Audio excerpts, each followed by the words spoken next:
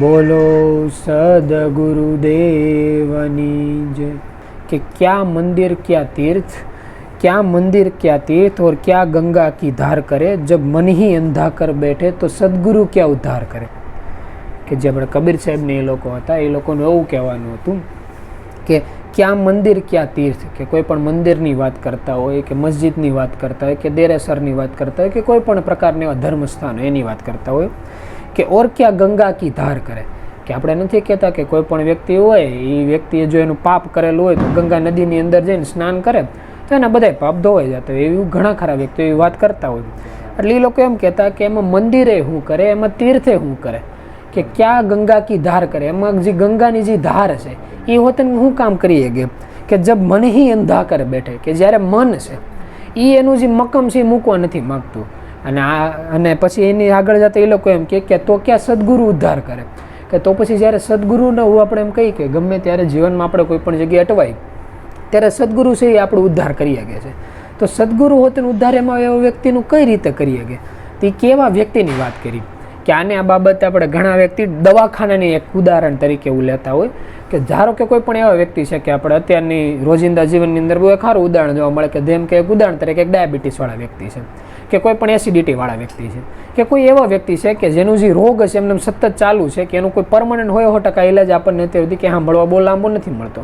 હવે એવા કોઈ રોગ છે કે એની પરેજી પાડવીની જ મોટામાં મોટો એની દવા છે. હવે બહારની દુનિયાની અંદર કોઈ પણ એવું આપણને રોગ થયો શરીરની અંદર નહીં, બહુ નોર્મલ વસ્તુ છે. અત્યારે ઘરે જોવા જઈએ તો 50% ઉપર આમાંથી કોઈ પણ એકાદી વસ્તુ દેખાવા મળે. તેમાં સમજેલા બધા વ્યક્તિ એક જ વાત કરે કે ભાઈ પોતપોતા તરફથી પરેજી પાડો ને, આનાથી મોટી એકી દવા નહીં. એટલે એમાંથી ઘણા વ્યક્તિ એવી સલાહ દેતા હોય કે કોઈ પણ વ્યક્તિને દવા સીંધીએ ને તો દવા ત્યારે સીંધાય જ્યારે પહેલાં સામેવાળો વ્યક્તિ એને જે દર્દ થાય છે એ જે વસ્તુને લીધે થાય છે ને એ વસ્તુ મૂકવા તૈયાર છે કે નહીં. જો એ વ્યક્તિ વસ્તુ મૂકવા માટે તૈયાર નથી તો કોઈ પણ વ્યક્તિ કદાચ ગમે એટલી મોટી દવા સીંધી દે. કે આપણે ઓલા નથી કહેતા કે રામાયણની અંદર જ્યારે લક્ષ્મણ હતા મૂળસામાં હતા ત્યારે સંજીવની જડીબુટી આવી હતી, એ લોકો લઈને આવ્યા હતા.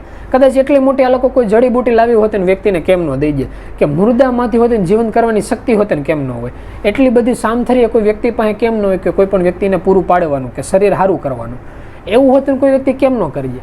તો હોતેની વ્યક્તિ તાલગન એમાં સક્સેસ નથી જઈ શકતો. જાલગન સામેવાળો વ્યક્તિ એ બીમાર પડ્યો તો એનું કારણ મૂકવા તૈયાર ન થાય. તાલગન કે કોઈ પણ ડૉક્ટર હોય તાલગન કોઈનો ડાયાબિટીસમાં રાહત ન કરીએ, કે જાલગન ગળપણ હોય એની ઉપર એનું કંટ્રોલ ન હોય, તાલગન કે એસિડિટી કેવું હોય તો તીખા તળેલા ઉપર એની જાલગન કંટ્રોલ ન હોય, તાલગન ડૉક્ટર એમાં કંઈ ન કરીએ.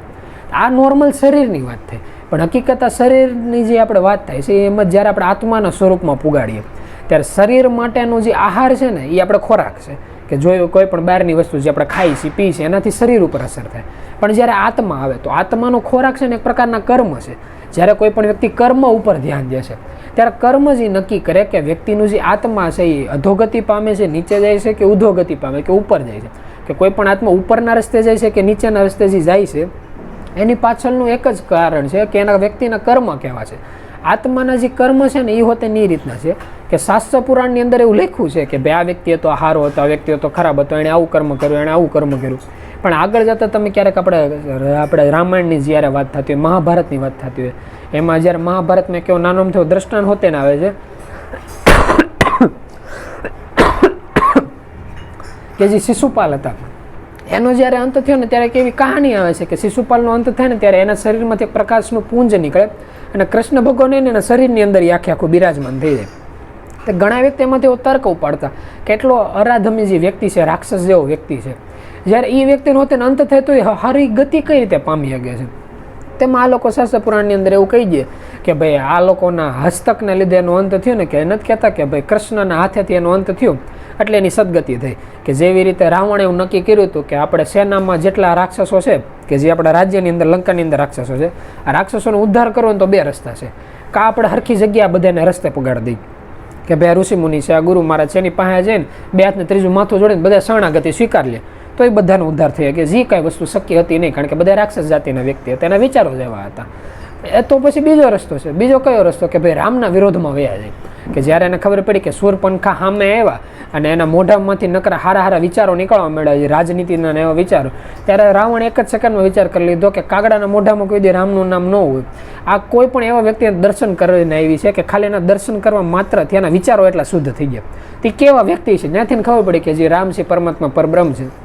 અને પોતે એવો નિર્ણય લીધો કે આપણા લોકોને શરણાગતિ વહી જાય, પણ તો એમાં આપણે એકનો ઉદ્ધાર થઈ શકે.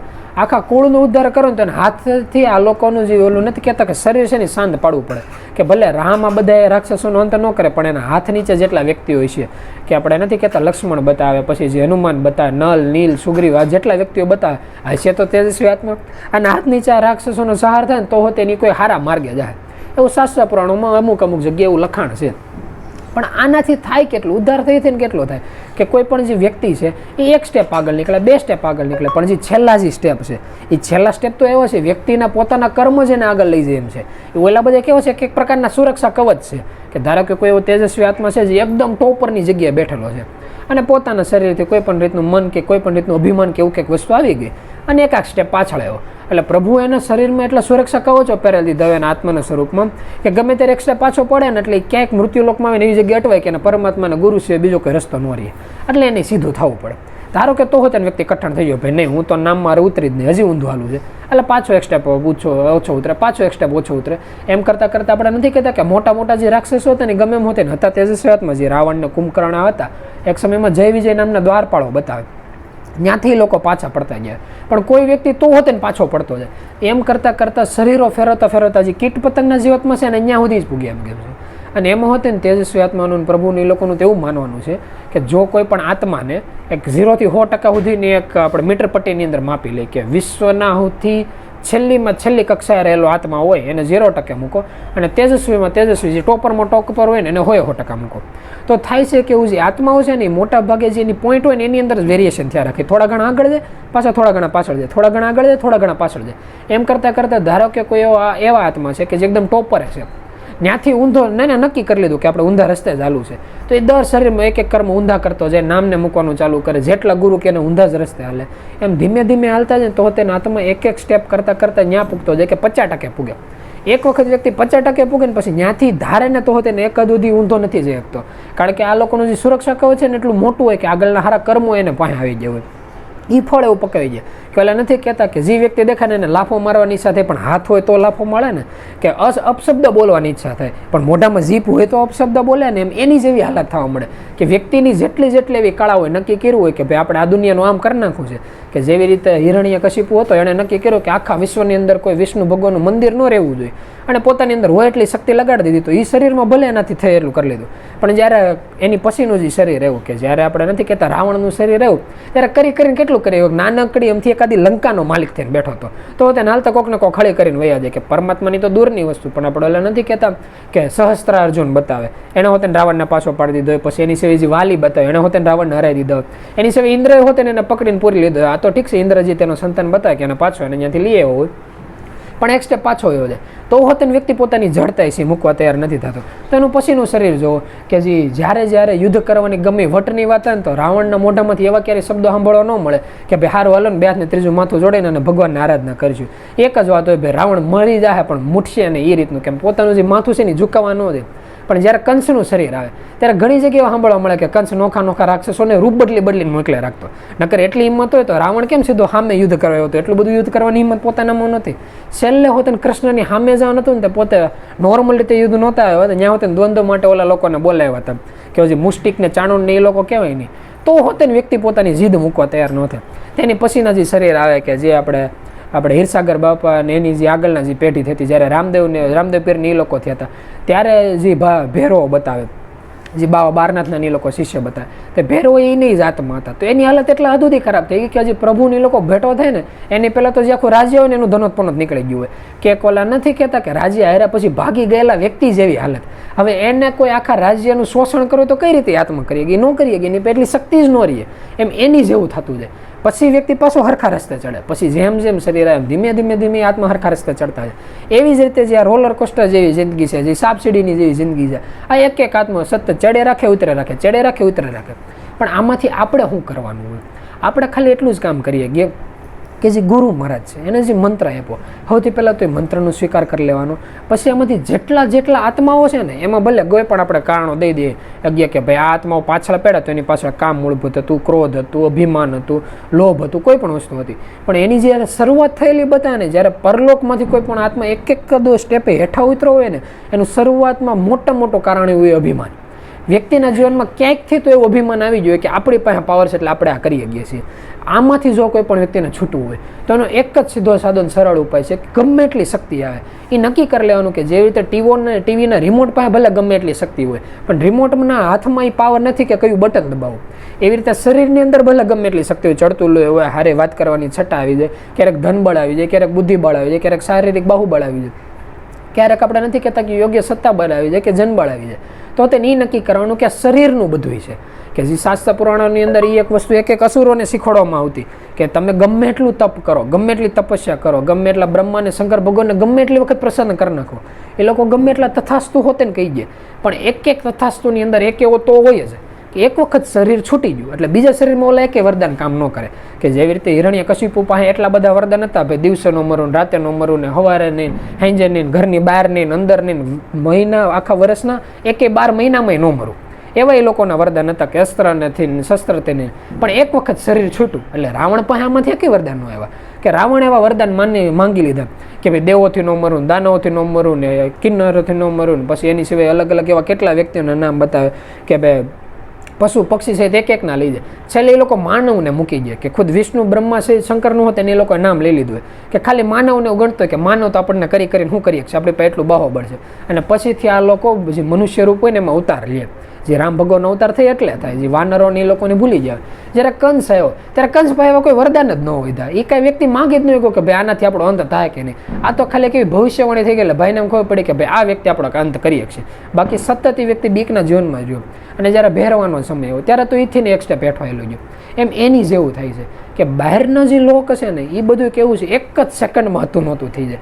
અને પ્રભુ ઘણી વખત વાત કરતા હોય કે કોઈ પણ વ્યક્તિનો પાવર હોય ને કેટલો હોય, ગમે એટલો પાવર હોય, ગમે એટલો એનો રુતબો હોય, એનો રુતબો તાલગને જ કામ કરીએ કે જ્યારે એના શ્વાસ ચાલુ છે એક જ સેકન્ડ થાય, ખાલી શ્વાસ આવ્યો ને પછી આવતો બંધ થઈ ગયો. એની જેટલું સામથર્ય હોય, જેટલું ધનબળ હોય, બધું હતું નહોતું થઈ જાય. બીજા શરીરમાં જો કામ લાગે એવી વસ્તુ હોય ને તો ખાલી બે જ વસ્તુ છે. એક તો ગુરુ મહારાજના દયાથી જે કંઈ આપણાથી 2-5 વાર સ્મરણ થઈ ગયું, એક વખત સ્મરણ થઈ ગયું એટલે એના આધારે જે સારા વિચારો આવ્યા અને એના આધારે જે સામથર એકત્રિત થયું, આ સામથરે એક શરીરની અંદર કામ લાગે. અને બીજી જે વસ્તુ છે એ છે જન્મજાત સંસ્કાર. આ જન્મજાત સંસ્કાર ભલે કોઈ પણ વ્યક્તિને ગમે એટલા નાના કે મોટા દેખાય પણ એટલું એવું મહાન રહસ્ય છે, એટલી એવી સારી વસ્તુ છે કે એને હાંચવા જેવું છે. કોઈ પણ વ્યક્તિને એક વખત એવો ચાન્સ મળી જાય કે પરમાત્માના હાથ નીચે તૈયાર થવાનો અને એક જ શરીરમાં વ્યવસ્થિત રીતે તૈયાર થઈને જન્મજાત સંસ્કારોમાં ઉતારી નાખે, પછી આત્મા ગમે એટલી વખત પૃથ્વી પર આવે એને ક્યારે એ બાબતે જરૂર નથી પડતી. કે જેવી રીતે આપણે નથી કહેતા કે ભાઈ આ ઇતિહાસની અંદર એવું થયું હોય કે વિષ્ણુ ભગવાન અને નારદ મુનિ વચ્ચે જ્યારે વાતચીત થઈ ને ત્યારે નારદ મુનિને એક સમયની અંદર એવું અભિમાન આવી ગયું હોય કે આપણે બ્રહ્મ જ્ઞાની છે, આપણને બ્રહ્મ તત્વનો અનુભવ થઈ ગયો છે. એક વખત એ અભિમાની નારદ મુનિના શરીરમાં છૂટે ને પછી ત્યારે એને શરીર ગમે એટલા ફેરવે, ગમે એટલા નોખા અભિમાન આવે, પણ ક્યારે એ આત્માને એ રીતનું અભિમાન સાંભળવા નથી મળતું કે આપણને આત્મતત્વનો અનુભવ થઈ ગયો. એ બાબતથી એક વ્યક્તિ છેટા જાય છે. જ્યારે કોઈ પણ વ્યક્તિ એક જગ્યાએ અટવાઈ જાય, અટવાઈને જ્યારે સમજીને જો એ પાછા પડી ગયા ને, રિટર્ન આલી ગયા ને, તો પછી ગમે એટલા શરીર ફેરવે ને એ વ્યક્તિ ત્યાંથી કોઈ દિવસ તમ તાર અટવાતા નથી. હા, ત્યાં પ્રોબ્લેમ આવે કે જે રીતે કેમ આપણે રાવણની વાત કરી કે રાવણનું છેલ્લે મૃત્યુ થયું પણ એક અભિમાનના લીધે થઈ ગયું કે ભાઈ આ તો મારે પાસે હતું ને એટલે મારે પાછું પડવું, નકર અમારે સામે ટક્કર દેવી હતી. એમ જ્યારે વ્યક્તિ મીણ ન કહે ને તા લગન કુદરત એને એક સ્ટેપના ફટકા માર્યા જ રાખે છે. એટલે આમાંથી આપણે એક જ વસ્તુ શીખવાની, જ્યારે આપણને એમ લાગે ને કે કુદરતે ફટકો માર્યો એટલે એક જ સેકન્ડ વિચાર કરી લેવાનું કે કયું કર્મ ઊંધું થયું. બીજા કોઈ પણ કર્મ ઊંધા દેખાય ને એમાં લાંબુ મગજ નહીં દોડવાનું, એક જ મગજ દોડવાનું કે કયા સમયે આપણા મનનું જે સ્મરણ છે ને સ્મરણ ચૂકાણું. જો પરમાત્માનું નામ લેતા ચૂકાઈ ગયું, જો જે આ 6 શબ્દ છે આ સ્મરણ લેતા ચૂકાઈ ગયું એટલે ગમે એટલા સારા કર્મો કેમ ન થઈ ગયા, એ ખરાબ જ છે. કારણ કે સારા કર્મો હોતે ને આપણે એટલે કરીએ છીએ કે પછી આગળ હતા ભવિષ્યમાં આપણને સારા કર્મનું ફળ મળે. કે જે રીતે કોઈ ભિખારી હોય અને આપણે દાન દેતા હોય તો તેને આપણે એને દાન દેવાનું એટલે ગણીએ છીએ કે પરમાત્મા આપણને કોઈ પણ રૂપમાં આપે. તો જો આપણે દાન એટલે દઈએ છીએ કે પરમાત્મા આપણને કોઈ પણ રૂપમાં આપે તો એ તો વ્યવહાર થયો, એ કોઈ દાન કે સારું કર્મ તો ન થયું. એ સારા કર્મ હોતે ને એટલે લખાય છે કારણ કે એનું સારું ફળ મળે. જે મોક્ષ છે ને એ આ કર્મ અને ફળથી બેથી આખી અલગના જ રસ્તા ઉપર આવે છે. એ આપણે ઘડીક પહેલાં પ્રભુ સત્સંગ સોફા ઉપર બેઠા ઘડીક પહેલાં વાત કરતા હતા. એ જે મોક્ષની જે આખી વ્યાખ્યા કહેતા હતા એની આખી વ્યાખ્યા એ રીતની અલગ હતી કે કોઈ પણ વ્યક્તિ જે સ્મરણ હોય એ સ્મરણ કા એવી રીતે કરીએ કે રેશકપૂર્વક ઉપર, રેશકપૂર્વકનો મતલબ એ રીતનો થાય. જો આપણે મંત્રની વાત કરતા હોય તો જ્યારે શ્વાસ લેતા હોય ત્યારે શ્વાસ લેતા આપણે 3 શબ્દ બોલતા હોય, પછી શ્વાસ છોડતા 3 શબ્દ બોલતા હોય. એ આપણા મંત્રની સિસ્ટમ કહેવાય. એટલે શ્વાસ સતત લીધે રાખે ને છૂટે રાખે અને વ્યક્તિ લેતી વખતે 3 શબ્દ બોલે અને છોડતી વખતે 3 શબ્દ બોલે, આમ જ સિસ્ટમ ધ્યાયેલા રાખે. આપણે રેશકપૂર્વક સિસ્ટમ છે. આની સિવાય આગળની પેઢી આપણી એ રીતે હાલતી બાહેર કુંભક ઉપર. બાહેર કુંભક એ રીતે જૂની સિસ્ટમ પ્રમાણે હાલતો કે શ્વાસ લઈ લેવાનો, પછી આખો છોડ દેવાનો, પછી શ્વાસ રોકી રાખવાનો બહાર, અને પછી 6 શબ્દ બોલી લેવાના, પાછા શ્વાસ લેવાનો, છોડવાનો. આની સિવાય આંતર કુંભક આવે, એની સિવાય નોખા નોખા ઘણા ખરા કુંભક આવે. પણ એમાં જે એક મેન વાત કરતા ને એ લોકો ઘડીક પહેલાં સત્સંગમાં એમ વાત કરતા હતા કે કેવલી કુંભક પ્રાણાયામ. કેવલી કુંભક એવી વસ્તુ છે કે વ્યક્તિ વાત કરીએ કે અમે આમ કર્યા, પણ હકીકત કોઈને થાય નહીં. એ કુદરતી રીતે થાય, અનાયાસે રીતે થાય, એની ગુરુની કૃપાથી થાય. એ પ્રાણાયામ આખો એવો હોય કે જ્યારે વ્યક્તિ સ્મરણ કરતા હોય ત્યારે સ્મરણ કરતાં કરતાં પ્રભુ એ રીતની સમજણ દેતા કહેતા હતા કે આપણે જે એ શબ્દ આપણે આગળના શરીરની અંદર જે આપણે બાપા હતા એ હોતે ને એવું કહેતા કે કોઈ ગાય કે એવું ભેં જેવું કોઈ વસ્તુ હોય એનું જે માથું હોય કેમ સતત હલાવે રાખતું હોય. હવે એના માથાની ઉપર જ્યારે શીંગડું હોય ને એકદમ લીસું શીંગડું હોય ને એની માથે મગનો દાણો આપણે મૂકીએ, એકદમ ગોળ દાણો હોય, મૂકીએની જેટલો ક્ષણભર પૂરતો હોય ત્યાં સ્થિર થઈને રહી ગયો ને એટલા ક્ષણભર પૂરતું વ્યક્તિનું જે શ્વાસને સ્થિર છે એનો પ્રાણાયામ છે. જો કેવલી કુંભકની અંદર સ્થિર થઈ જાય તો વ્યક્તિને અનુભવ થઈ જાય. તો એ એક એવી વસ્તુ છે કે ન્યા હદ સુધી વ્યક્તિ ત્યારે પૂગી કે અભ્યાસ કરતાં કરતાં. અને અભ્યાસ કરવામાં હોતે ને એવું છે કે આ કઈ રીતની વસ્તુ છે કે આ લાઇટ જ એવું છે. આપણે ઘણી વખત ઉદાહરણમાં કહીએ છીએ કે વ્યક્તિ ધ્યાનસ્થની અંદર સ્થિર થાય, એમાં મહેનત કરતા હોય, સ્મરણ કરતા હોય, એ એક અભ્યાસ છે. સતત એમને અભ્યાસ કરતો રહેવાનો. પછી જ્યારે રિઝલ્ટ આવશે ને ક્ષણમાં આવશે કે જેની જેમ આપણે નથી કહેતા સ્કૂલની અંદર આપણે આખું વર્ષ મહેનત કરીએ, પછી પરીક્ષાનો સમય હોય ને 2-3 કલાકનો હોય, પણ જ્યારે સામે રિઝલ્ટ આવે ને 1 જ સેકન્ડમાં આપણે સામું કાગળિયું આવી જાય. એની જેવું છે કે 24 કલાકનો જે સમય છે ને આપણે કોઈ વ્યક્તિ એમ નથી કહેતા કે ભાઈ અમારે 1 કલાકની એવરેજ આવે છે. 1 કલાકની જો કોઈ પણ વ્યક્તિને ધ્યાનમાં એવરેજ પકડાતી હોય અને જો કોઈ વ્યક્તિમાં 3 કલાકે પૂગી શકતા એની એવરેજ હાલતી હોય તો એનો મતલબ એ નથી કે વ્યક્તિ ખાલી 3 કલાક બેઠા છે. વ્યક્તિ ખાલી 1 કલાક હોય ધ્યાનમાં એવરેજ પકડાઈને બેઠે ને વ્યક્તિ ત્યારે જ બેસી શકે જ્યારે એણે આખી 24 કલાક એવી બાંધી દીધી હોય કે હાંજે એટલા વાગે હોવાનું, એટલા વાગે ઉઠવાનું, ખાવાનું, પીવાનું, એટલી વસ્તુ એટલા લિમિટની અંદર. આની સિવાય ખોટા કોઈ કર્મની અંદર મહેનત નહીં કરવાની, સામે ખોટા કોઈ કર્મની અંદર ધ્યાન નહીં દેવાનું. જે મોજશોખ છે એને એવા લિમિટમાં બાંધ્યા હોય કે જીવન જેલની જેમ હોતે ન થઈ જાય કે ભાઈ આમ જ કરું, આમ જ કરું, આમ જ કરું, નકર એને જીવનમાંથી રસ ઉડી જાય. અને કોઈ પણ વ્યક્તિને જો જીવનમાંથી રસ ઉડી જાય ને તો આ વસ્તુ નથી કરી શકતો. આ વસ્તુ કરવા માટે કારણ કે કેવું છે કે ધારો કે અમારા કોલેજની અંદર એવું થતું કે 11-12 એવું થતું કે પરીક્ષા આવે ને ત્યારે વ્યક્તિ રાતે 3-3 વાગ્યા સુધી જાગતા હોય, એમાં સતત મહેનત કરતા હોય. પણ જેવું પરીક્ષા પૂરી થઈ ગઈ એટલે પછી વ્યક્તિ ઓલા નથી કહેતા રાતે 4-4 વાગ્યા સુધી જાગતા હોય, પણ એ પછી કાં ગેમ રમતા હોય કાં ટીવી સિરિયલ જોતા હોય એ રીતે. અને ઓલા એમાં નવી પેઢી જે થવા મળી, મમ્મી પપ્પા કહે ને કે બટા તું શું કામ નથી હોતો, તો ઓલા એમ હોત ને કે 2 દી પહેલાં રાતે 3 વાગ્યા સુધી જાગતો હતો તઈ જ કોઈ કહેવા નહોતા એવા ભાઈ તું વાંચશો, અત્યારે હું આરામ કરું છું, વેકેશન છે તો આરામ કરું, અત્યારે શું કામ કહેવાય એવા. તો ઓલા લોકો એટલે સલાહ દે છે કારણ કે ઓલું અઠવાડિયાની ગેમ છે, આ મહિના દીની ગેમ છે. અઠવાડિયામાં કોઈ પણ વ્યક્તિ 2-3 કલાકની નિંદર ઓછી થાય ને તો વ્યક્તિ બીમાર નથી પડતા. જો કે મગજ ઉપર એની અસર થાય છે પણ એટલું અમે એડજસ્ટ કરી લેવાનું હોય. જ્યારે વેકેશન આવે ત્યારે નિંદર કરી લેવાની હોય કારણ કે મેં હોતે ને ખુદ 2-3 કલાક હોતે નિંદર કરીને સેટિંગ પકડાયું હોય, પણ 1-2 દિવસ પૂરતું હોય. બાકી તો નિંદરનો આખો એ રીતનો અનુભવ લખાયેલો છે કે જ્યારે કોઈ પણ બાળકનો જન્મ થાય ત્યારે અમુક મહિનાથી લઈને અમુક વર્ષ સુધી એની નિંદર એવી કહેવાય છે કે 24 કલાકમાંથી અમુક જ કલાક જાગતા સ્વરૂપમાં હોય, બાકી હુતા સ્વરૂપમાં જ હોય. પછી મહિનાઓમાંથી જ્યારે વરહની એની અમુક ઉંમર થાય ત્યારે એવું થાય કે 50-50% આવે કે 12 કલાક જાગતું હોય બાળક તો 12 કલાક હુતું હોય. એમ કરતાં કરતાં જ્યારે વ્યક્તિને બહારના દુનિયાની સમજણ આવવા મળે અને એમાં હોતે એવું લખાણ છે કે જો કોઈ પણ વ્યક્તિની નિંદ્રાસ્થા પૂરી હોય ને એટલે એની યાદશક્તિ અને એની મગજની શક્તિ હોય ને એનો વિકાસ એમાં જ વ્યવસ્થિત રીતે થઈ શકે. અને એ હોતે કોઈ આર્ટિફિશિયલ ન હોવું જોઈએ, મતલબ ઘેરની ટેબ્લેટ લઈને પીધેલા વ્યક્તિ આમાં નથી ગણાતા, કુદરતી રીતે જે વ્યક્તિની નિંદર છે. પછી જ્યારે એમાંથી એક સ્ટેપ આગળ નીકળે, બહારની દુનિયાદારીની ખબર પડે એટલે આપણે એમ ગણીએ કે સ્કૂલની અંદર જ્યારે વ્યક્તિ જતા હોય ત્યારે કુદરતી રીતે વ્યક્તિની જીવનની જે નિંદર છે ને 8 કલાકની હોવી જોઈએ. આ સમજેલા વ્યક્તિઓની વાત છે કે જે વ્યક્તિનું કામ મગજ ગહવાનું હોય, સતત પાકું કરવું, નોખું યાદ રાખવું, આવું જે સ્કૂલનો જે સમય હોય. પછી જ્યારે આમાંથી નીકળે ધંધાની અંદર જ્યારે વ્યવહારમાં લાગે ત્યારે હોતે એવું કહેવાય છે કે 6 થી 8 કલાકની અંદર વેરિએશનમાં હોતે નિંદર વ્યવસ્થિત થયા રાખવી જોઈએ. અને જ્યારે વ્યક્તિ એ રીતના થઈ જાય કે ભાઈ એને ધંધા પાડે વ્યવહાર બધું મૂકી દીધું હોય, આપણે નથી કહેતા કે વાંચલી પેઢીએ બધું સંભાળી લીધું હોય, તો હોતે 6 કલાકથી 4 કલાકની વચ્ચે વ્યક્તિ રમતા એમાં 6 કલાક સુધીની નિંદર એટલે હોય કે પછીથી આગળ જો નિંદર કરતા હોય ને તો ઓલા નથી કહેતા અર્ધ નિંદ્રા અવસ્થામાં હોય, નિંદર હોય પણ કાગા નિંદર જેવું હોય, એકાદું થોડોક અમદાવો જેવો તો વ્યક્તિની નિંદર ઉડી જાય. પણ આ રીતની નિંદર વ્યક્તિની હોવી જોઈએ. એટલી જ્યારે નિંદર હોય એવી રીતે જે આપણે વાત કરતા હતા જે 24 કલાક આને વ્યક્તિએ બાંધી લીધેલા હોવા જોઈએ ત્યારે વ્યક્તિ કલાકનું ધ્યાનસ્થની અંદર સ્થિર થઈ શકે. અને એ હોતે ને એવું છે જો કોઈ પણ વ્યક્તિ કોલેજના સમયમાં કે સ્કૂલના સમયમાં જો ધ્યાનની એડજસ્ટ પકડાઈ જાય કે ધંધાના સમયની અંદર જો એવરેજ પકડાવી શકે, જે વ્યક્તિ આ એવરેજ પકડાવી ગયા ને એ જ વ્યક્તિ એવા છે કે વૃદ્ધત્વની અંદર ધ્યાનસ્થની અંદર સ્થિર થઈ શકે. બાકી બહારના સમયની અંદર કેટલા એવા વ્યક્તિઓ છે કે જેની પાસે નામય છે મંત્ર છે. ગુરુ મહારાજની દ્રષ્ટિથી કૃપાથી એવું હોતું થયું છે કે એની પાછળની પેઢી એ રીતે બધું સંભાળી લીધું છે કે એને વ્યવહારમાં ક્યાંય જવું પડે એમ નથી. કાંઈ એવું થયું છે કે ધારો કે પાછળની કોઈ પેઢી નથી પણ ત્યાં ધનબળનું એવું સેટિંગ છે કે વ્યક્તિ કાંઈ ન કરે ને તો તેને એના આખા 24 કલાકનું જેટલું જોઈએ ને એટલું પરમાત્માની દયાથી નાવે રાખે છે. તો તેને વ્યક્તિ એના તરફથી 5 મિનિટે ધ્યાન સ્થળની અંદર સ્થિર નથી થઈ શકતા. તો સ્થિર હું કામે નથી થઈ શકતા? એ એટલે નથી થઈ શકતા કારણ કે જ્યારે જુવાનીની અંદર પરમાત્માને તક આપી હતી ત્યારે એણે 5 મિનિટ હોતે ને પોતાના તરફથી કોશિશ નહોતી કરી. જો એ વ્યક્તિની સતત કોશિશ ચાલુ હોય તો જ વૃદ્ધા અવસ્થાની અંદર અથવા તો વેકેશનની અંદર હોતે ને એ વ્યક્તિ એવરેજ તો જ પકડાવી ગયા. નકર આખું વેકેશન વયું જાય વ્યક્તિ કોઈ પણ બીજા કર્મની અંદર નાખી જાય પણ બેહવાની એવરેજ નથી પકડાવી શકતા. એટલે એક થોડુંક ધ્યાન રાખવાનું. પછી જે વાત કરતા હતા, જે આપણે અભ્યાસની વાત કરતા હતા કે કોઈ પણ વ્યક્તિને સારા રસ્તે હાલવો હોય ને તો ગુરુ હોતે ને એની કૃપા કોઈ પણ સાધક ઉપર ત્યારે જ વરસાવી ગયા છે જ્યારે પહેલાં સાધક તૈયાર હોય. આને વ્યાખ્યા દેતા પ્રભુ એ રીતની વાત કરતા હોય કે ગુરુ મહારાજની અંદર એટલી શક્તિ હોય કે સાધક ખાલી એક ડગલું આગળ હાલે ને તો આ લોકો 99 ડગલા આગળ હાલવા તૈયાર છે. પણ હારો એવું હોતે ને છે કે જો સાધક ઊભા રહી જાય તો આ લોકો ઊભા રહી જાય. જો એક ડગલું પાછળ હાલે તો કુદરતની શક્તિ એવી હોતે છે તો એ લોકો 99 ડગલા પાછળ હાલતા હોતે ને આવડતું હોય. એટલે ખાલી ધ્યાન ઈ રાખવાનું કે ભલે આપણાથી આગળ હલે કે ન હલે. સમયમાં આપણને ખ્યાલ ના થતો જ્ઞાન જ થઈ જાય. પણ આ લોકોને જે વિરોધમાં છે ખોટું વિરોધમાં જવાની જરૂર નથી.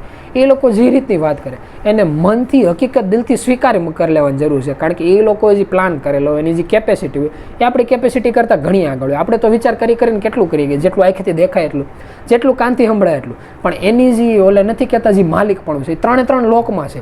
એટલે એના આધારે જીવન જીવવાનું હોય.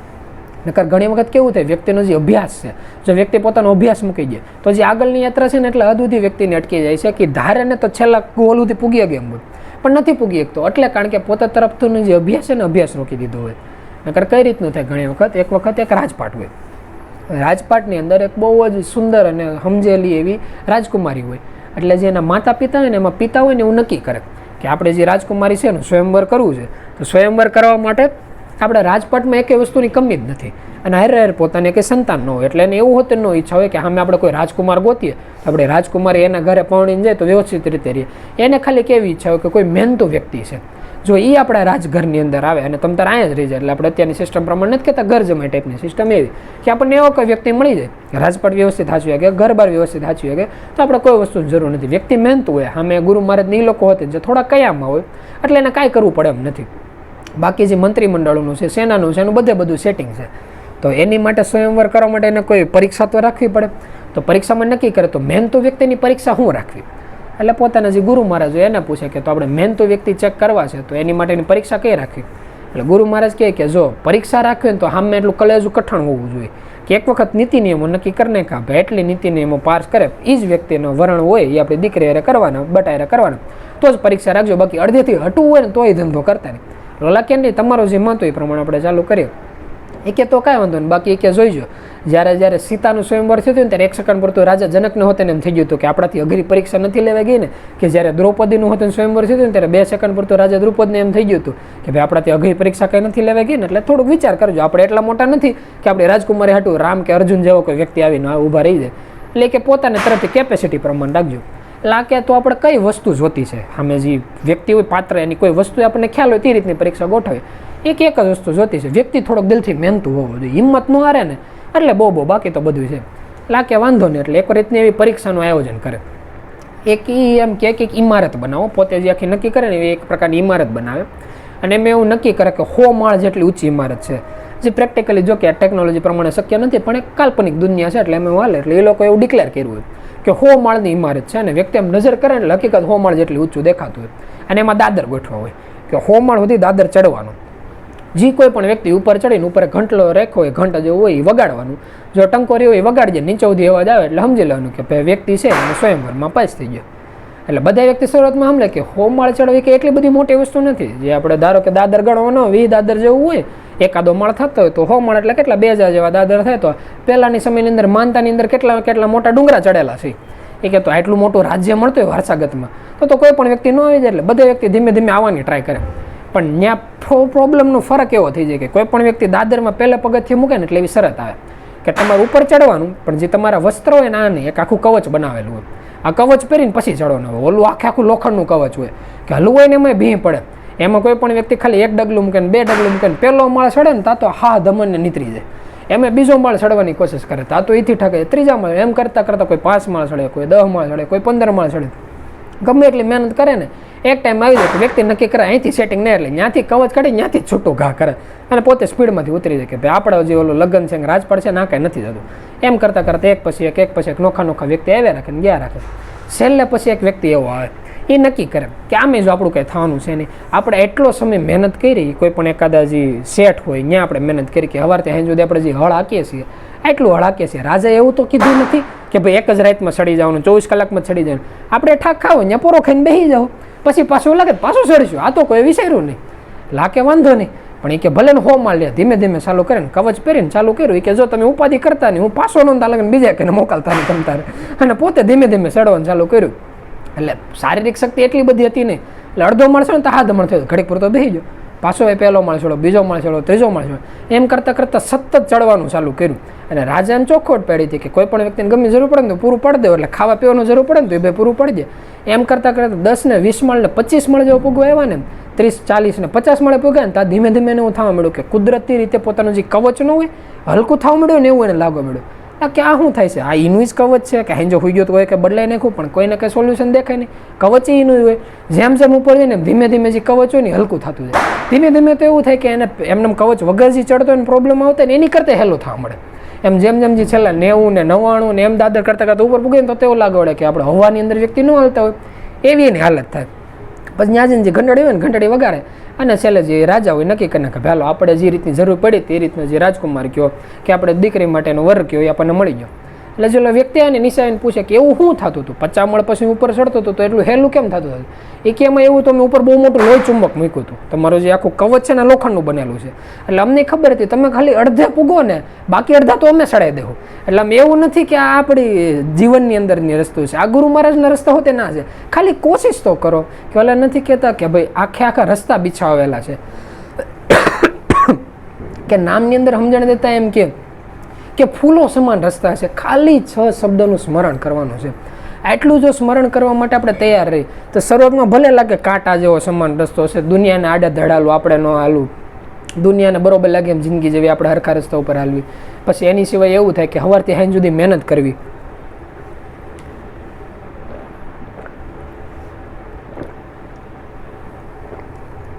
કોઈ પણ વ્યક્તિ અપશબ્દ બોલે તો તેને આપણે ઓલા નથી કહેતા કે ફૂફારો મારવાનો.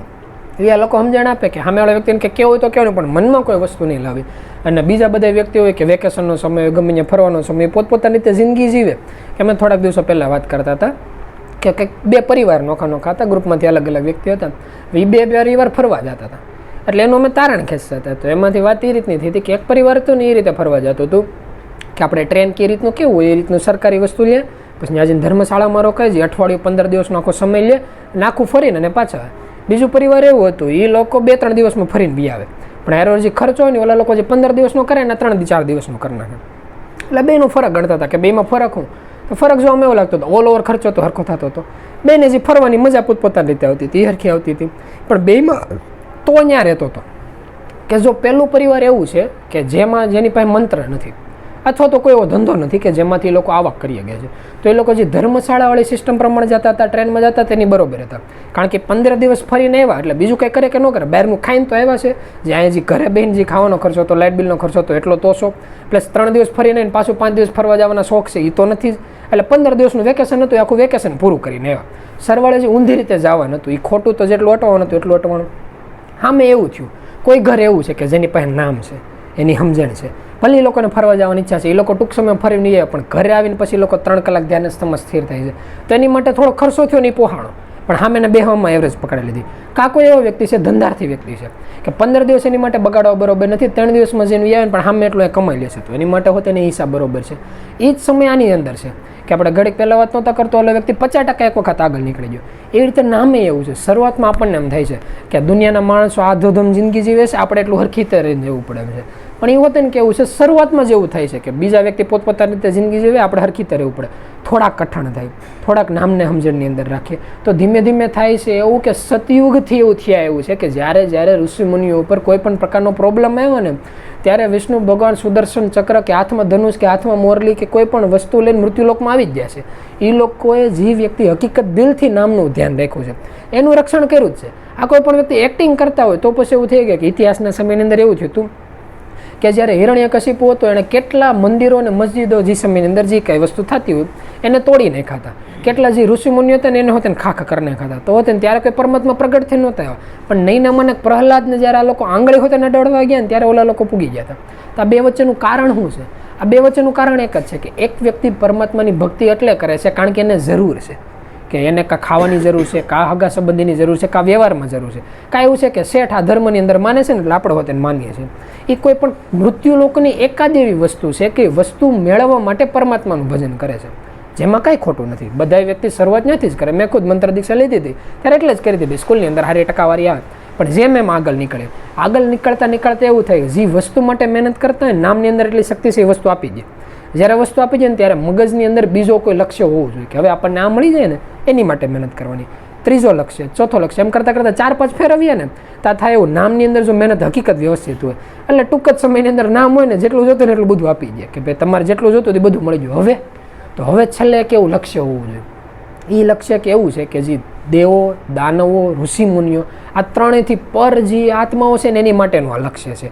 કે જે કેટલા એવા આત્માઓ છે કે આંગળીના વેઢે ગણાય નહીં. નામ પ્રભુને એકને જ ખબર કે એના અલબેલા વ્યક્તિઓ કેટલા છે. એના આંકડા ક્યારે આવતા નથી, પણ ક્યારેક અમુક ડિવિઝનને એવા આંકડાઓ કહે છે કે ઓલા નથી કહેતા કે 84 સિદ્ધો છે એની પાસે. સિદ્ધનો મતલબ એવા થાય કે ગુરુ ગાદી બેહારવા માટે મૃત્યુલોક ઉપર એકારે જરૂર પડે ને તો એ લોકો 84 આત્માઓને તરત મોકલી શકે. એની પાસે એવા તૈયાર જ છે કે સીધી ગુરુ ગાદી સંભાળી ગયા. એવા તો ખાલી એક જગ્યાએ એવી અલગ અલગ ધંધાની અંદર એવા વ્યક્તિઓ હોય કે આપણે ઇતિહાસને નથી કહેતા ઇન્દ્ર જેવા વ્યક્તિ કે ઇન્દ્રાસન આખું દેવતાઓના માલિક બની શકે, કે અસુરોના ગુરુ બની શકે, દેવતાઓના ગુરુ બની શકે. એવા કેટલા અલગ અલગ ડિવિઝનોમાં આ લોકો પાસે આત્માઓ છે. આવા કેટલા આત્માઓ છે? એમાં જે એવા વ્યક્તિઓ છે કે જેને ભક્ત કોટીના જે આત્માઓ કીધા. આ બધા આત્માઓનું એક જ લક્ષ્ય હોય. એ જ્યારે મૃત્યુલોકો પર આવે એક જ કર્મ માટે આવે કે મૃત્યુલોકમાં પરમાત્મા પોતે આવે ત્યારે આવવાનું. એ લોકોને જે રીતની જોઈ, તનથી જોઈ તનથી, મનથી જોઈ મનથી, ધનથી જોઈ ધનથી, જેવી સેવાની જરૂર પડે ને એટલી સેવા કરવાની. આની બદલામાં કોઈ ફળ જ નહીં. કે જેવી રીતે હાથ છે, આપણે હાથ સવારથી હાઈ સુધી આપણા માટે મહેનત કરતો હોય તો હાથને શું ફળ મળે? કોઈ ફળ નહીં. હાથ શરીરનો અંગ થઈને રહ્યું, આપણો એક અંગ થઈને રહ્યું ને એ જ હાથનું ફળ છે. કે એ જે તેજસ્વી આત્મા છે, જે ભક્ત કોટીના આત્મા છે, એનું ફળ જ છે કે પરમાત્માના અંગ થઈને રહ્યા છે. કે ઓલા નથી કહેતા મૃત્યુલોકમાં ગમી દુનિયા ઊંધીની ચત્તી થઈ જાય, કે હિરણ્યકશિપુ આખી દુનિયા ઊંધીની ચત્તી કરી નાખે પણ પ્રહલાદનો વાળે વાંકા ન કરી શકે. એટલે કારણ કે એવા જે આત્માઓ છે એ બધા એવા છે કે જે ધ્રુવની આપણે વાત કરીએ એવા આત્માઓ છે કે આપણે નથી કહેતા કે રાવણની લંકાની અંદર હોતે વિભીષણ આ રીતે જિંદગી જીવતા. કે જ્યારે અર્જુનનો જ્યારે જન્મ થયો હતો ત્યારે ઇન્દ્ર હોત ને કૃષ્ણ ભગવાન એમ કીધું હતું કે ભાઈ મારા દીકરા અહીંયા છે અર્જુન, એને કંઈ નહીં થવા દેતા. ને કૃષ્ણ ભગવાન એના શબ્દો કીધા હતા કે જા લગન મૃત્યુલોકમાં શું, તા લગન અર્જુનને કંઈ ન થવા દે. અને છેલ્લા શ્વાસ સુધી લોકો એનું પાલન કર્યું હતું કે ગમે ત્યાં જવાનું એટલે અર્જુનને કે હાલ ભાઈ ભેગો જ્યાં પોતાનું અહીંયા ભેગું જ રાખવાનું. એ કે આટી જ ન સડી શકે, કારણ કે આખા વિશ્વને માર્ગદર્શન દેવાવાળા પોતાને ભેગા હોય. એ વ્યક્તિ કેમ ભૂલો પડી શકે? એ પછી ઓલા ન કે આ દેશમાં જાય, કે આ જંગલમાં જાય, કે આ રાજ્યમાં જાય. એ કઈ રીતે ભૂલા પડી કે ત્રણ લોકના એક જે નકશા છે ને નકશા બનાવવાળા હોય તેના લોકો પાસેથી પ્રેરણા લે છે. કે આપણે એમ કહેવાય ભાષા નડે છે. ભાષાનું ઉદ્ગમ સ્થાન જે મનના વિચારો થાય છે ને એ હોતે પહેલાં આ લોકોની પરવાનગી લઈને પછી પોતાની વ્યક્તિની અંદર વિચારો ઉત્પન્ન કરી શકે છે. એટલું જ એનું પ્રાધાન્ય છે. એ વ્યક્તિની ભેગા રહેવાવાળા કોઈ દી ક્યાંટીએ ચડતા જ નથી. પણ પ્રોબ્લેમ શું છે કે વ્યક્તિ શરીરથી ભેગા રહેવાનો વિચાર કરે છે અને પછી એવું નક્કી કરે કે ભાઈ મંથરા હતી એ તો રામની ભેગા જ અયોધ્યામાં રહેતા હતા તો તેની કેમ અકર્મ કરી શકે? એમ તો અકર્મ કરી જ રહેવાના છે. જેવી રીતે આ તો આપણે મૃત્યુલોકમાં એક અયોધ્યા નગરીની વાત કરી. બાકી પરલોકની અંદર હોતે ને જય વિજય નામના દ્વારપાળના મનની અંદર હોતે ને અભિમાનનું રૂપ આવ્યું જ હતું તો એટલે જ આવ્યું હતું આવા કોઈ કર્મને લીધે જ. એટલે આમાં જે સલાહ દેતા એવું કહેતા કે આપણે ખાલી 0.5% હાલો. એક વખત સમયના આધારે આપણે અડધે પલ્લે હાલશું ને એટલે પછી પોતાની જે જીવન છે એમાં કંઈ ચિંતા કરવાની જરૂર નહીં રહે. ખાલી જે 6 શબ્દ છે આનું સ્મરણ કરો.